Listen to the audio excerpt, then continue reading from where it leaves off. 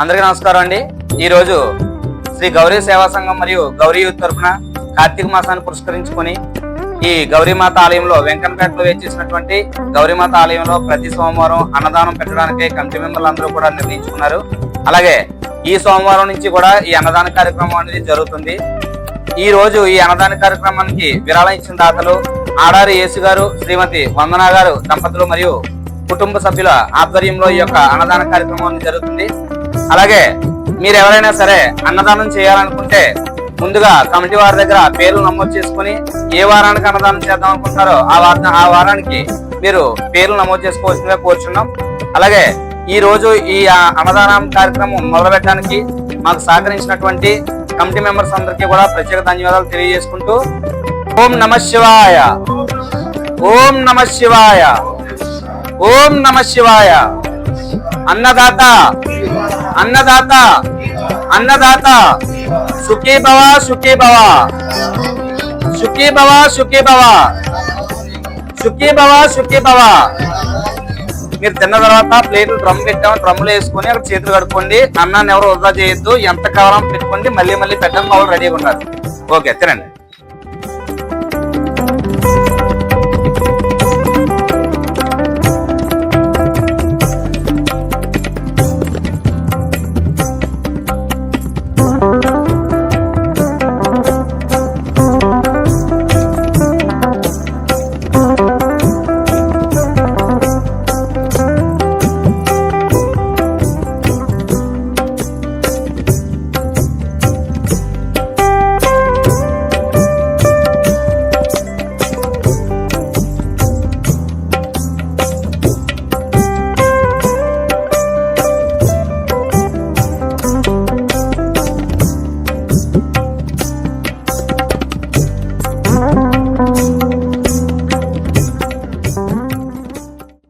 అలాగే మన ఊర్లో ఆల్రెడీ అన్నదాన కార్యక్రమం జరుగుతుంది, మీరు చూస్తూనే ఉంటారు।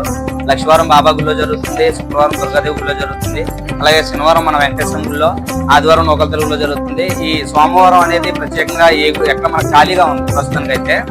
సో మీ వివాహాది శుభకార్యములకు కానీ, లేకపోతే మీ పిల్లల బర్త్డేలకు కానీ, లేకపోతే మీ పెళ్లి రోజుకి కానీ ఏదైనా అవనియండి, ఏ కార్యక్రమం అవనియండి, మేము ఈ తల్లి నుంచి 3 నెలలు చేద్దామని డిసైడ్ అయ్యాం। అలాగే మీ యొక్క సహకారం ఉంటే మేము నిత్య అన్నదానం కింద ప్రతి వారం కూడా మేము అన్నదానం పెట్టడానికి రెడీగా ఉన్నాం।